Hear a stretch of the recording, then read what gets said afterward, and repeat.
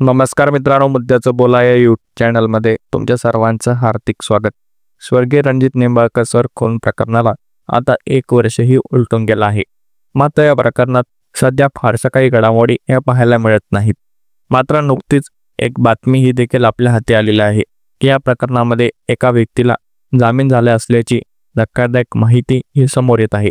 नेमका तो व्यक्ती कोण आहे आणि त्याला कशा प्रकारे जामीन हा मिळालेला आहे या संदर्भात सविस्तर माहिती आपण या व्हिडिओमध्ये पाहणार आहोत. त्या अगोदर जर तुम्ही चॅनलला सबस्क्राईब केलं नसेल तर नक्की सबस्क्राईब करा आणि हा व्हिडिओ शेवटपर्यंत पाहायला अजिबात विसरू नका. तर मित्रांनो, स्वर्गीय रणजित निंबाळकर सर खून प्रकरणामध्ये पहिला जामीन झाला जो की गौतम काकडे यांच्या वडिलांना ते पहिल्यांदा जामीन झाला. त्यानंतर अनेकांनी जामिनासाठी अर्ज केला, मात्र त्यानंतर त्यांचे जामीन अर्जही फेटाळण्यात आले. मात्र गौतम काकडे यांच्या घरातील जो काही नौकर होता तर त्या नौकराचा जामीन झाला असल्याची मोठी माहिती समोर येत आहे.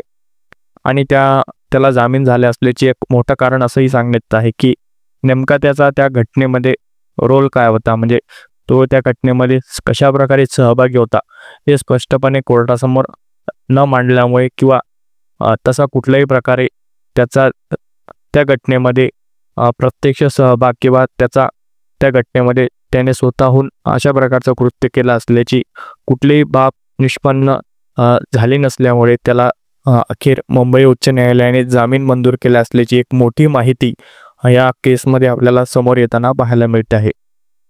तर बघूयात आता पुढे कशा प्रकारे हे प्रकरण जातं. मात्र गौतम काकडेच्या नौकराला सध्या जामीन मिळाले असल्याची धक्कादायक माहिती या व्हिडिओच्या माध्यमातून समोर येत आहे.